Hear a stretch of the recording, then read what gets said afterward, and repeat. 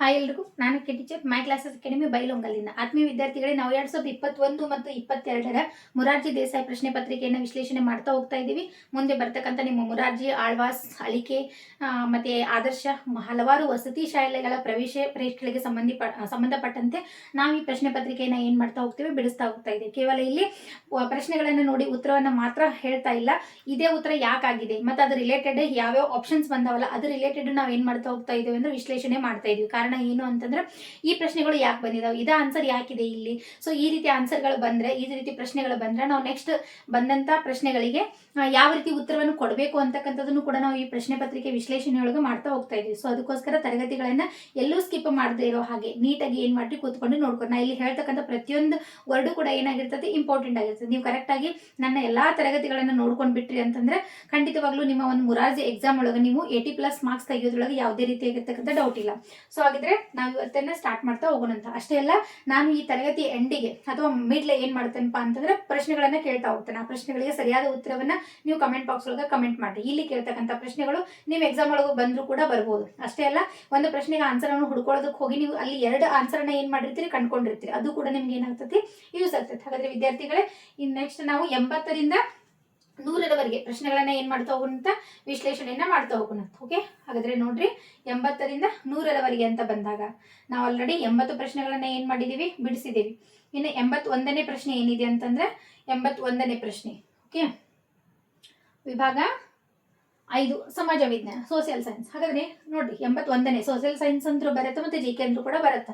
Okay, ಹಾಗಾದ್ರೆ ಕರ್ನಾಟಕ ರಾಜ್ಯದ ರಾಜಧಾನಿ ನಮ್ಗೆಲ್ರಿಗೂ ಗೊತ್ತೈತಿ. ನಮ್ಮ ರಾಜಧಾನಿ ಯಾವ್ದಾಗೈತೆ ಹೇಳ್ರಿ, ಬೆಂಗಳೂರು. ಕರ್ನಾಟಕದ ರಾಜಧಾನಿ ಯಾವುದು, ಬೆಂಗಳೂರು.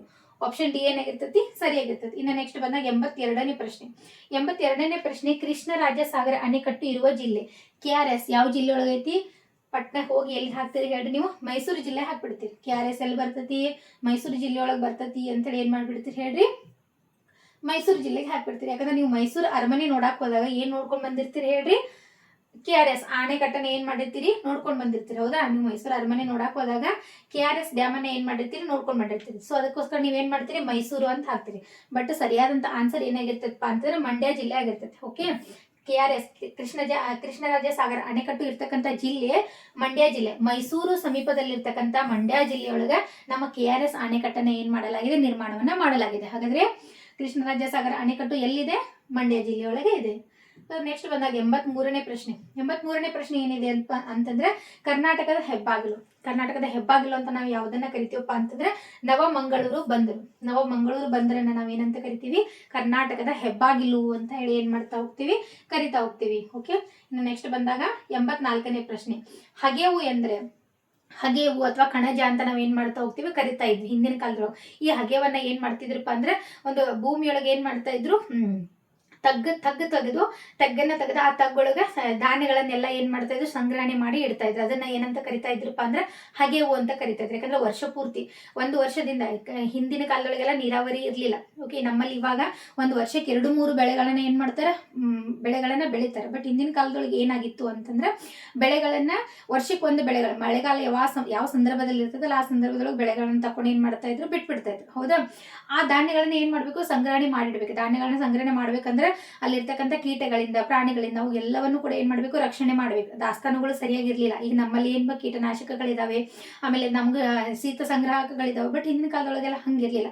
ಸೊ ಅದಕ್ಕೋಸ್ಕರ ಅವ್ರು ಏನ್ ಮಾಡ್ತಾ ಇದ್ರಪ್ಪ ಅಂದ್ರೆ ಭೂಮಿಯೊಳಗೆ ಅವ್ರು ಏನ್ ಮಾಡ್ತಾ ಇದ್ರು, ತಗ್ಗನ್ನ ತೋಡಿ ಅಲ್ಲಿ ಧಾನ್ಯಗಳನ್ನ ಏನ್ ಮಾಡ್ತಾ ಇದ್ರು, ಸಂಗ್ರಹಣೆಯನ್ನು ಮಾಡ್ತಾ ಇದ್ರು. ಅದನ್ನ ಏನಂತ ಕರಿತಾ ಇದ್ರು ಅಂತಂದ್ರೆ ಹಗೆವು ಅಂತ ಕರಿತಾ ಇದ್ರು. ಸೊ ಹಗೆವು ಅಂತಂದ್ರೆ ಧಾನ್ಯಗಳ ಸಂಗ್ರಹಣೆ ಮಾಡುವ ಸಾಂಪ್ರದಾಯಿಕ ವಿಧಾನವನ್ನ ನಾವೇನಂತ ಕರಿತೀವಿ, ಹಗೆವು ಅಂತ ಹೇಳಿ ಏನ್ ಮಾಡ್ತಾ ಹೋಗ್ತೀವಿ, ಕರಿತಾ ಹೋಗ್ತೀವಿ. ಇನ್ನು 85ನೇ ಪ್ರಶ್ನೆ ಅಂತ ಬಂದಾಗ 85ನೇ ಪ್ರಶ್ನೆ, ಕಲ್ಪನಾ ಚಾವ್ಲಾರ ನಂತರ ಬಾಹ್ಯಾಕಾಶಕ್ಕೆ ಹಾರಿದ 2ನೇ ಭಾರತೀಯ ಮೂಲದ ಮಹಿಳೆ. ಹಾಗಾದ್ರೆ 2ನೇ ಭಾರತೀಯ ಮೂಲದ ಮಹಿಳೆ ಅಂತ ಬಂದಾಗ, ಓಕೆ ಜಸ್ಟ್ ಮಿನಿಟ್, ಇಲ್ಲಿ ದೇವಿಕಾ ರಾಣಿ, ಅಶ್ವಿನಿ ನಾಚಪ್ಪ, ಶಿರೇಶ ಬಾಂಡ್ಲಾ ಮತ್ತು ಸಾನಿಯಾ ಮಿರ್ಜಾ ಅಂತ 4 ಆಪ್ಷನ್ಗಳನ್ನು ಕೊಟ್ಟಿದ್ದಾರೆ. ಹಾಗಾದ್ರೆ ಇಲ್ಲಿ ನೋಡ್ರಿ, ಕಲ್ಪನಾ ಚಾವ್ಲಾರ ನಂತರ ಬಾಹ್ಯಾಕಾಶಕ್ಕೆ ಹಾರಿದಂತ ಭಾರತೀಯ ಮೂಲದ ಮಹಿಳೆ ಯಾರು ಅಂತಂದ್ರೆ ಸುನೀತಾ ವಿಲಿಯಮ್ಸ್. ಯಾರು ಹೇಳ್ರಿ, ಸುನೀತಾ ವಿಲಿಯಮ್ಸ್. ಸುನೀತಾ ವಿಲಿಯಮ್ಸ್ ಅಂತಕ್ಕಂಥವ್ರು ಏನಪ್ಪಾ ಅಂತಂದ್ರೆ ಸುನೀತಾ ವಿಲಿಯಂ ಅಂತಕ್ಕಂಥವ್ರು ಏನಾಗಿದ್ದಾರಪ್ಪ ಅಂತಂದ್ರೆ ಈ ಒಂದು ಕಲ್ಪನಾ ಚಾವ್ಲಾರ ನಂತರ ಬಾಹ್ಯಾಕಾಶ ಯಾನವನ್ನು ಮಾಡಿದಂತ ಭಾರತೀಯ ಮೂಲದ 2ನೇ ಮಹಿಳೆ. ಹಾಗಾದ್ರೆ ಇಲ್ಲಿ ಆಪ್ಷನ್ ಒಳಗೆ ಈ ಹೆಸರನ್ನ ಕೊಟ್ಟಿಲ್ಲ. ನಿಯರೆಸ್ಟ್ ಆನ್ಸರ್ ಯಾವತ್ತಪ್ಪ ಅಂದ್ರೆ ಶಿರೀಷಾ ಬ್ಲಾಂಡಾ ಅಂತಕ್ಕಂಥವ್ರು ಸುನಿತಾ ವಿಲಿಯಂ ನಂತರ ಏನು ಬಾಹ್ಯಾಕಾಶಕ್ಕೆ ಹಾರಿದಂತ ಭಾರತೀಯ ಮೂಲದ ಮಹಿಳೆ. ಹಾಗಾದ್ರೆ 3ನೇ ವ್ಯಕ್ತಿ ಯಾರಪ್ಪ ಅಂತಂದ್ರೆ ಶಿರೀಷಾ ಬ್ಲಾಂಡಾ. ಸುನಿತಾ ವಿಲಿಯಂ ಎಷ್ಟನೇದವ್ರು ಆಗ್ತಾರೆ? 2ನೇದವ್ರು ಆಗ್ತಾರೆ. ಕಲ್ಪನಾ ಚಾವ್ಲಾ ಎಷ್ಟನೇದವ್ರು ಆಗ್ತಾರೆ? 1ನೇದವರು ಆಗ್ತಾರೆ. ಓಕೆ, ಇಲ್ಲ ಆಪ್ಷನ್ಗಳನ್ನ ಸರಿಯಾಗಿರ್ತಕ್ಕಂಥ ಆಪ್ಷನ್ಗಳನ್ನ ಕೊಟ್ಟಿಲ್ಲ. ಈ ರೀತಿ ಏನಾದ್ರು ತಪ್ಪು ಅಂತ ಕೊಟ್ಟಿದ್ರೆ ನಿಮ್ಗೆ ಗ್ರೇಸ್ ಮಾರ್ಕ್ ಅನ್ನು ಕೂಡ ಏನ್ ಮಾಡ್ತಾರೆ? ಕೊಡ್ತಾರೆ. Don't worry. ಇನ್ನು ನೆಕ್ಸ್ಟ್ 86ನೇ ಪ್ರಶ್ನೆ ಅಂತ ಬಂದಾಗ ಭಾರತದ ರಾಷ್ಟ್ರೀಯ ಪ್ರಾಣಿ, ನಮ್ಗೆಲ್ಲರಿಗೂ ಗೊತ್ತೈತಿ ಭಾರತದ ರಾಷ್ಟ್ರೀಯ ಪ್ರಾಣಿ ಯಾವ್ದಪ್ಪ ಅಂತಂದ್ರೆ ಹುಲಿ. ಅದಕ್ಕಿಂತ ಮುಂಚೆ ಯಾವ್ದಾಗಿತ್ತು? ಸಿಂಹ ಆಗಿತ್ತು. ಭಾರತೀಯ ಸಾಂಪ್ರದಾಯಿಕ ಪ್ರಾಣಿ ಅಥವಾ ಪಾರಂಪರಿಕ ಪ್ರಾಣಿ ಯಾವುದು? ಆನೆ. ಅತ್ಯಂತ ವೇಗವಾಗಿ ಓಡ್ತಕ್ಕಂಥ ಪ್ರಾಣಿ ಯಾವುದು? ಚಿರತೆ. ಓಕೆ, ಇವೆಲ್ಲವನ್ನು ಕೂಡ ಕರೆಕ್ಟ್ ಆಗಿ ಏನ್ ಮಾಡಿ ನೋಟ್ ಮಾಡ್ಕೊಳ್ಳಿ. ಹಾಗಾದ್ರೆ ಭಾರತದ ರಾಷ್ಟ್ರೀಯ ಪ್ರಾಣಿ ಹುಲಿ. ಇನ್ನು ನೆಕ್ಸ್ಟ್ 87ನೇ ಪ್ರಶ್ನೆ ಅಂತ ಬಂದಾಗ ಇದು ಮುಂಗಾರು ಮಳೆಗಾಲದ ಅವಧಿಯಾಗಿದೆ. ನಮ್ಮ ಮಳೆಗಾಲದಲ್ಲಿ ಮುಂಗಾರಿ ಮತ್ತೆ ಹಿಂಗಾರಿ ಅಂತ ಕರಿತೀವಿ. ಓಕೆ, ಮುಂಗಾರಿ ಅಂತಂದ್ರೆ ಇದು ಏನು ಮಳೆಗಾಲದ ಇರ್ತಕ್ಕಂಥ ಸಂದರ್ಭದೊಳಗೆ, ಹಿಂಗಾರಿ ಅಂತಂದ್ರೆ ಮಳೆಗಾಲ ಮುಗಿದ ನಂತರ ಮತ್ತೆ ಬರ್ತದಲ್ಲ ಡಿಸೆಂಬರ್ ಒಳಗೆ, ಅದನ್ನ ನಾವೇನಂತ ಕರಿತೀವಿ? ಹಿಂಗಾರಿ ಅಂತ ಕರಿತೀವಿ. ಹಾಗಾದ್ರೆ ಮುಂಗಾರು ಮಳೆಗಾಲದ ಅವಧಿ ಏನಾಗೈತಪ್ಪ ಅಂದ್ರೆ ಜೂನ್ ತಿಂಗಳಿನಿಂದ ಸೆಪ್ಟೆಂಬರ್ ತಿಂಗಳವರೆಗೆ ಮಳೆಗಾಲದ ಅವಧಿಯನ್ನು ನಾವೇನಂತ ಕರಿತೀವಿ? ಮುಂಗಾರು ಮಳೆಗಾಲದ ಅವಧಿ ಅಂತ ಕರಿತೀವಿ. ಹಾಗಾದ್ರೆ ಮಳೆಗಾಲದ ಅವಧಿ ಏನಾಗಿರ್ತತಿ? ಜೂನ್ ತಿಂಗಳಿನಿಂದ ಸೆಪ್ಟೆಂಬರ್ ತಿಂಗಳವರೆಗೆ ಇರ್ತತಿ. ನೆಕ್ಸ್ಟ್ 88ನೇ ಪ್ರಶ್ನೆ ಅಂತ ಬಂದಾಗ 88ನೇ ಪ್ರಶ್ನೆ ಏನೈತಿ ಅಂತಂದ್ರೆ ಮೌಂಟ್ ಎವರೆಸ್ಟ್ ಶಿಖರ ಏರಿದಂತ ಮೊದಲ ಭಾರತೀಯ ಮಹಿಳೆ ಅಂತ ಕರೀತಾರೆ.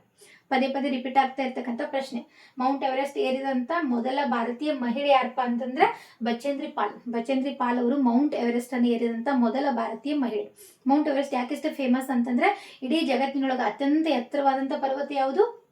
Mount Everest. ಓಕೆ, ಭಾರತದಲ್ಲಿರ್ತಕ್ಕಂಥ ಅತ್ಯಂತ ಎತ್ತರ ಪರ್ವತ ಯಾವುದು? ಕೇಟೋ. ಅದನ್ನ ನಾವೇನಂತ ಕರಿತೀವಿ? ಗಾಡ್ವಿನ್ ಆಸ್ಟಿನ್ ಅಂತಲೂ ಕೂಡ ಏನ್ ಮಾಡ್ತೀವಿ? ಕರಿತೀವಿ. ಹಾಗಾದ್ರೆ ಅದು ಎಷ್ಟೈತಪ್ಪ ಅಂತಂದ್ರೆ ಮೌಂಟ್ ಎವರೆಸ್ಟ್ ಎತ್ತರ 8886.86 ಮೀಟರ್ ಎತ್ತರವನ್ನು ಹೊಂದಿರ್ತದೆ. ಹಾಗಾದ್ರೆ ಮೌಂಟ್ ಎವರೆಸ್ಟ್ ಅನ್ನು ಏರಿದಂತ ಮೊದಲ ಭಾರತೀಯ ಮಹಿಳೆ ಬಚೇಂದ್ರಿ ಪಾಲ್.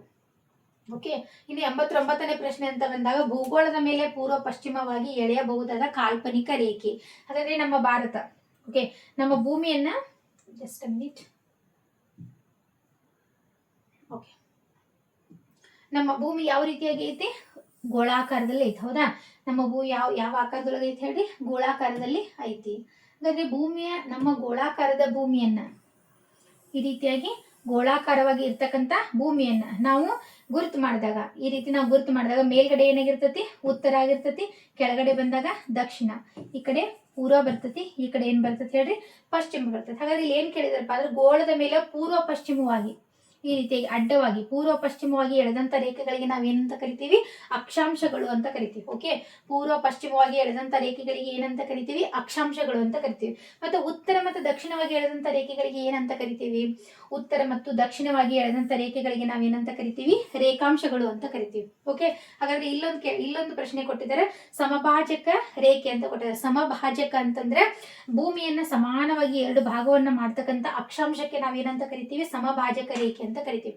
ಈ ಸಮಭಾಜಕ ರೇಖೆ ಎಷ್ಟು ಡಿಗ್ರಿ ಇರ್ತದಪ್ಪ ಅಂತಂದ್ರೆ 0 ಡಿಗ್ರಿ ಇರ್ತದೆ. ಓಕೆ, ಇನ್ನು ಪ್ರಧಾನ ರೇಖಾಂಶ ಅಂತಂದಾಗ ಇದು ಕೂಡ ಏನಾಗ್ತದಪ್ಪ ಅಂದ್ರೆ ಉತ್ತರ ದಕ್ಷಿಣವಾಗಿ ಭೂಮಿಯನ್ನು ಸಮನಾಗಿ 2 ಭಾಗ ಮಾಡ್ತಕ್ಕಂಥ ರೇಖೆಗೆ ನಾವೇನಂತ ಕರಿತೀವಿ? ಪ್ರಧಾನ ರೇಖಾಂಶ ಅಂತ ಕರಿತೀವಿ. ಪ್ರಧಾನ ರೇಖಾಂಶನು ಕೂಡ ಎಷ್ಟು ಡಿಗ್ರಿ ಇರ್ತದೆ ಅಂತಂದ್ರೆ 0 ಡಿಗ್ರಿ ಇರ್ತೈತಿ. ನೀವು ಮುಂದೆ ಓದ್ತಾ ಹೋದಂಗ ಈ ರೇಖಾಂಶ ಏನಿರುತ್ತೆ ಸ್ವಲ್ಪ ಡೊಂಕ ಬಂದಿರ್ತೈತಿ. ಇದೆಲ್ಲ ಏನೇನೋ ಥಿಯರಿಗಳು ಬರ್ತಾವ. ನೆಕ್ಸ್ಟ್ ನೀವು ಹೆಂಗ ಹೆಚ್ಚಿನ ತರಗತಿಗಳಿಗೆ ಹೋಗ್ತಿರಲ್ಲ ಅಲ್ಲಿ ಹೆಚ್ಚಿನದಾಗಿಂತ ವಿವರಣೆಯನ್ನ ಕೊಡ್ತಾ ಹೋಗ್ತಾರೆ. ಸೊ ಈಗ ನೀವು ತಿಳ್ಕೊಬೇಕಾಗಿರೋದು ಏನಪ್ಪಾ ಅಂದ್ರೆ ಪೂರ್ವದಿಂದ ಪಶ್ಚಿಮವಾಗಿ ಎಳೆದಂತ ರೇಖೆಗಳು ಅಕ್ಷಾಂಶಗಳಾಗಿರ್ತವು, ಉತ್ತರದಿಂದ ದಕ್ಷಿಣಕ್ಕೆ ಎಳೆದಂತ ರೇಖೆಗಳು ಏನಾಗಿರ್ತವು? ರೇಖಾಂಶಗಳು ಆಗಿರ್ತವೆ. ಪ್ರಧಾನ ರೇಖಾಂಶವನ್ನ ನಾವೇನಂತ ಕರಿತೀವಿ? ಸಮಭಾಜಕ ವೃತ್ತ ಅಂತ ಕರಿತೀವಿ. ಅಥವಾ ಓಕೆ, ಸಮಭಾಜಕ ರೇಖೆ ಅಥವಾ ಸಮಭಾಜಕ ವೃತ್ತ ರೇಖೆ ಅಂತ ಏನ್ ಮಾಡ್ತೀವಿ? ಕರಿತೀವಿ. ಇದು ಕೂಡ 0 ಡಿಗ್ರಿ ಇರ್ತೈತಿ. ಇನ್ನು ಉತ್ತರದಿಂದ ದಕ್ಷಿಣಕ್ಕೆ ಎಳೆದಂತ ರೇಖೆಗಳು ರೇಖಾಂಶಗಳು. ಇದು ಕೂಡ 0 ಡಿಗ್ರಿಯಿಂದ ಏನಾಗ್ತೈತಿ? ಪ್ರಾರಂಭ ಆಗ್ತೈತಿ. ಓಕೆ, ಇನ್ನು ನಮ್ಮ ಭಾರತ ಬಂದಾಗ ನಮ್ಮ ಭಾರತ ಎಲ್ಲಿ ಬರ್ತದಪ್ಪ ಅಂತಂದ್ರೆ ಈ ಭಾಗದೊಳಗೆ ಬರ್ತದೆ. ನಮ್ಮ ಭಾರತ ಯಾವ ಭಾಗದೊಳಗೆ ಬರ್ತೈತಿ? ಈ ಭಾಗದೊಳಗೆ ನಮ್ಮ ಭಾರತ ಬರ್ತದೆ. ಹಾಗಾದ್ರೆ ನಮ್ಮ ಭಾರತ ಯಾವ ಒಂದು ರೇಖಾಂಶದೊಳಗೆ ಐತಿಪ್ಪ ಅಂತಂದ್ರೆ ಕರ್ಕಾಟಕ ಸಂಕ್ರಾಂತಿ ವೃತ್ತ ಅಂತಂದ್ರೆ 23.5 ಡಿಗ್ರಿ ರೇಖಾಂಶದೊಳಗೆ ನಮ್ಮ ಭಾರತ ಐತಿ. ಕೆಳಗಡೆ ಬಂದಾಗ ಮಕರ ಸಂಕ್ರಾಂತಿ ವೃತ್ತ ಬರ್ತೈತಿ. ಆಮೇಲೆ ಇಲ್ಲಿ ನೆಕ್ಸ್ಟ್ ಬಂದಾಗ ಏನು ಉತ್ತರ ಧ್ರುವ ಬರ್ತೈತಿ ಮತ್ತೆ ದಕ್ಷಿಣ ಧ್ರುವ ಬರ್ತೈತಿ. ಹಾಗಾದ್ರೆ ಇದು 66.5 ಡಿಗ್ರಿ, ಇದು 66.5 ಡಿಗ್ರಿ.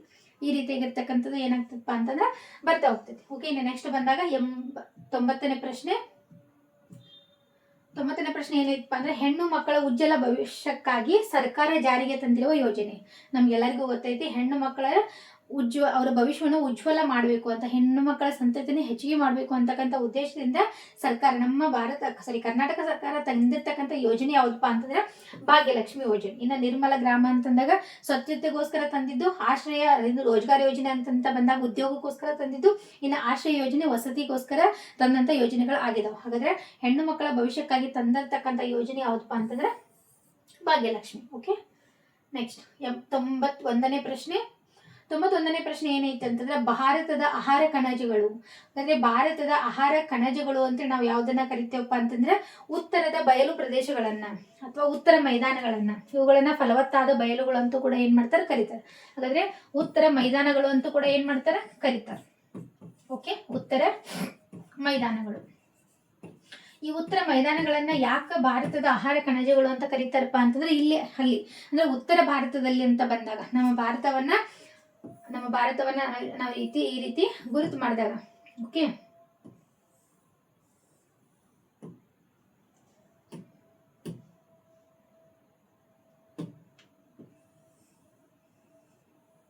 ಹೌದಾ, ನಮ್ಮ ಭಾರತವನ್ನ ಈ ರೀತಿ ನಾವು ಗುರುತು ಮಾಡಿದಾಗ, ನಂಗಷ್ಟು ಸರಿಯಾಗಿ ಮ್ಯಾಪ್ ತೆಗಿಯಕ್ಕೆ ಬರಂಗಿಲ್ಲ, ಸೊ ಡೋಂಟ್ ಮೈಂಡ್.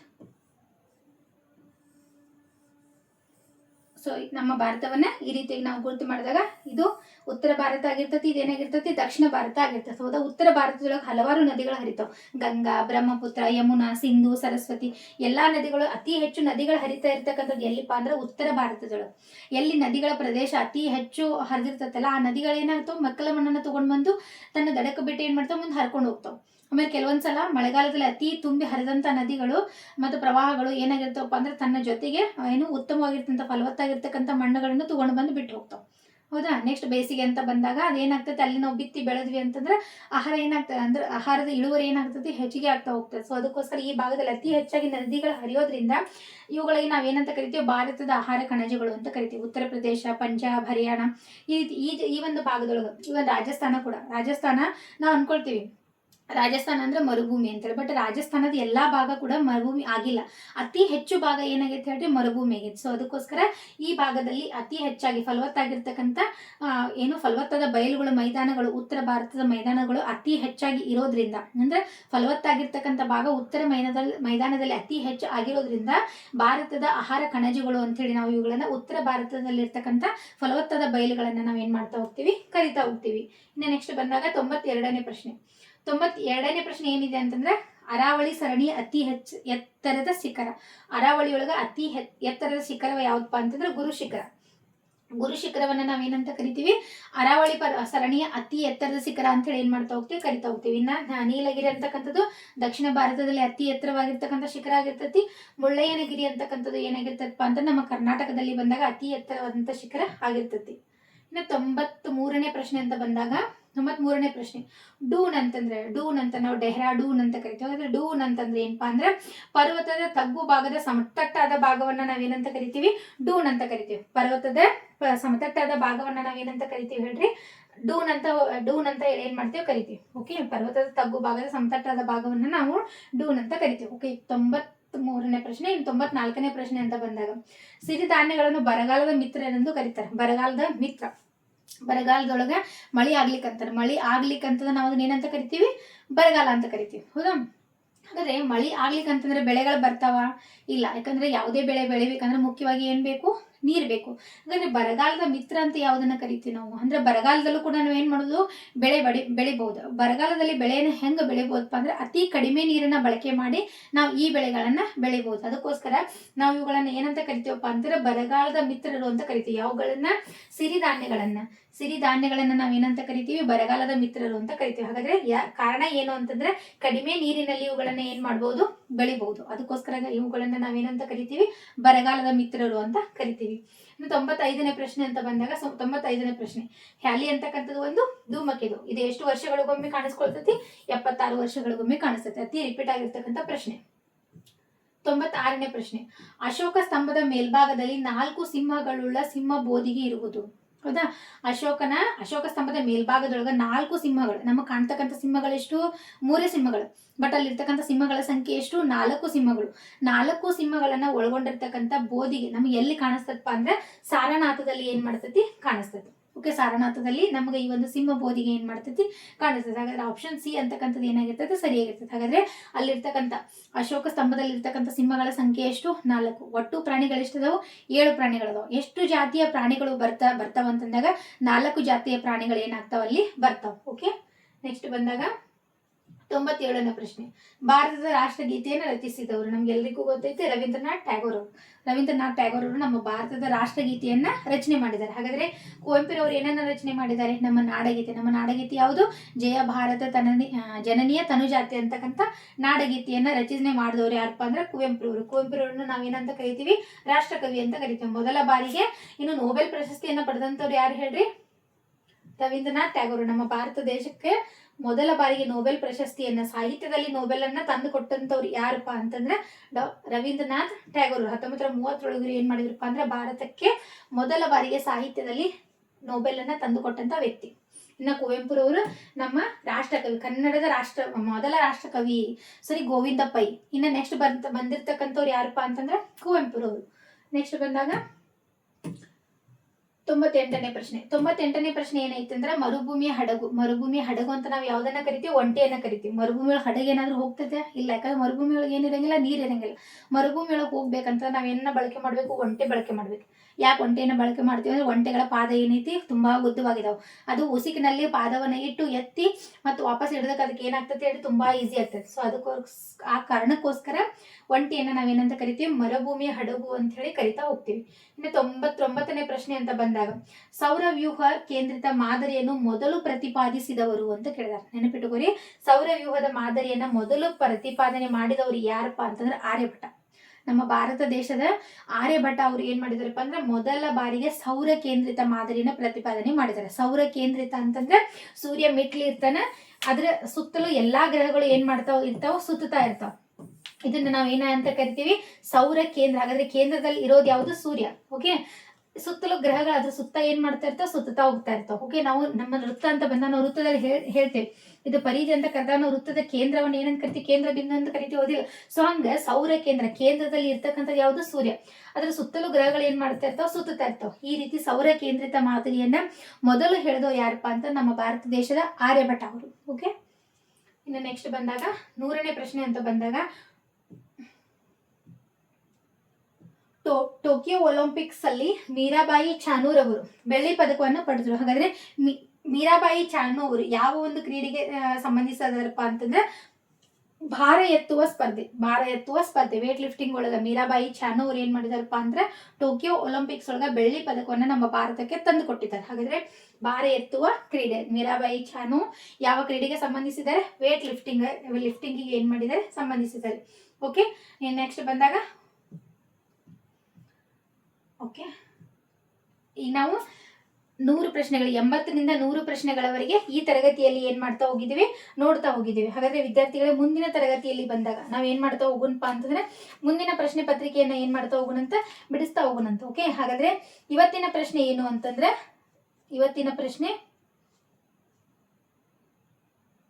ಓಕೆ, ಕರ್ನಾಟಕದ ಅತಿ ದೊಡ್ಡ ಜಿಲ್ಲೆ ಯಾವುದು? ಇವತ್ತಿನ ಪ್ರಶ್ನೆ ಏನು ಅಂತಂದ್ರೆ ಕರ್ನಾಟಕದ ಅತಿ ದೊಡ್ಡ ಜಿಲ್ಲೆ ಯಾವುದು? ಕರ್ನಾಟಕದ ಅತಿ ದೊಡ್ಡ ಜಿಲ್ಲೆ ಯಾವುದು? ಸರಿಯಾದಂತ ಉತ್ತರವನ್ನ ಕಮೆಂಟ್ ಬಾಕ್ಸ್ ಒಳಗೆ ಏನ್ ಮಾಡ್ರಿ? ಕಮೆಂಟ್ ಮಾಡ್ರಿ. ಓಕೆ, ಕರ್ನಾಟಕದ ಅತಿ ದೊಡ್ಡ ಜಿಲ್ಲೆ ಯಾವುದು? ಸರಿಯಾದಂತ ಉತ್ತರವನ್ನ ಕಮೆಂಟ್ ಬಾಕ್ಸ್ ಒಳಗೆ ಏನ್ ಮಾಡ್ರಿ? ಕಮೆಂಟ್ ಮಾಡ್ರಿ. ಓಕೆ ವಿದ್ಯಾರ್ಥಿಗಳೇ, ಇದೇ ರೀತಿಯ ತರಗತಿಗಳು ನಿಮ್ಗೆ ಬೇಕು ಅಂತಂದ್ರೆ ಮೈ ಕ್ಲಾಸಸ್ ಅಕಾಡೆಮಿ ಯೂಟ್ಯೂಬ್ ಚಾನಲ್ನ ಶೇರ್ ಮಾಡ್ರಿ ಮತ್ತೆ ಸಬ್ಸ್ಕ್ರೈಬ್ ಮಾಡ್ರಿ. ಪ್ರತಿನಿತ್ಯ ನೀವು ತರಗತಿಗಳನ್ನು ನೋಡ್ತಾ ಹೋದ್ರಿ ಅಂತಂದ್ರೆ ಯಾವ್ದು ಗೊತ್ತಾಗಿಲ್ಲ ಅದನ್ನು ಪಾಸ್ ಮಾಡಿ ಕರೆಕ್ಟಾಗಿ ಬರ್ಕೋರಿ. ಇಲ್ಲಾಂತಾರೆ ಮತ್ತೆ ಸ್ವಲ್ಪ ಹಿಂದೆ ತಗೊಂಡ್ಬಂದು ಪದೇ ಏನ್ ಮಾಡಿ ನೋಡ್ಕೋರಿ. ಆ ಕಾನ್ಸೆಪ್ಟ್ ನಿಮ್ಗೆ ಏನಾಗ್ಬಿಡ್ತೈತಿ? ಕ್ಲಿಯರ್ ಆಗ್ಬಿಡ್ತೈತಿ. ಓಕೆ, ಈ ರೀತಿ ನೀವು ಪ್ರತಿನಿತ್ಯ ತರಗತಿಗಳನ್ನ ನೋಡ್ಕೊಂಡ್ರಿ ಅಂತಂದ್ರೆ ಪದೇ ತರಗತಿಗಳನ್ನ ನೋಡ್ಕೊಂಡ್ರಿ ಅಂತಂದ್ರೆ ಖಂಡಿತವಾಗ್ಲೂ ನೀವೇನ್ ಮಾಡ್ತೀರಿ ಅಂತಂದ್ರೆ 80+ ಮಾರ್ಕ್ಸ್ ಅನ್ನ ನಿಮ್ಮ ಎಕ್ಸಾಮ್ ಒಳಗೆ ಖಂಡಿತವಾಗ್ಲೂ ತೆಗಿತೀರಿ. ಓಕೆ. ನಾನು ಮಾಡಿದಂಥ ತರಗತಿಗಳು ಕೆಲವೇ ಆಗಿದ್ರು ಕೂಡ ಅದರೊಳಗೆ ಇರ್ತಕ್ಕಂಥ ವಿಷಯ ಏನಾಗಿದೆ ತುಂಬ ಹ್ಯೂಸ್ ಆಗಿದೆ. ಸೊ ಅದಕ್ಕೋಸ್ಕರ ನೀಟಾಗಿ ತರಗತಿಗಳನ್ನು ನೋಡ್ಕೊರಿ, ನಿಮ್ಮ ಎಕ್ಸಾಮ್ ತಯಾರಿಯನ್ನು ಚುರುಕುಗೊಳಿಸ್ರಿ, ನಿಮ್ಮ ನಾಲೆಜನ್ನು ಕೂಡ ಇಂಪ್ರೂವ್ ಮಾಡ್ಕೊರಿ, ಮತ್ತು ಎಕ್ಸಾಮ್ ಒಳಗೂ ತೇರ್ಗಡೆ ಆಗ್ರಿ ಅಂತ ಹೇಳ್ಕೊಳ್ತಾ ಈ ತರಗತಿಯನ್ನು ಇವತ್ತಿಗೆ ಏನು ಮಾಡ್ತಾ ಹೋಗೋಣಂತ ಮುಗಿಸ್ತಾ ಹೋಗೋಣಂತ. ಮುಂದಿನ ತರಗತಿಯೊಳಗೆ ಮತ್ತೆ ಭೇಟಿ ಆಗೋಣ. ಓಕೆ, ಎಲ್ಲರಿಗೂ ಕೂಡ thank you. Take care. Bye.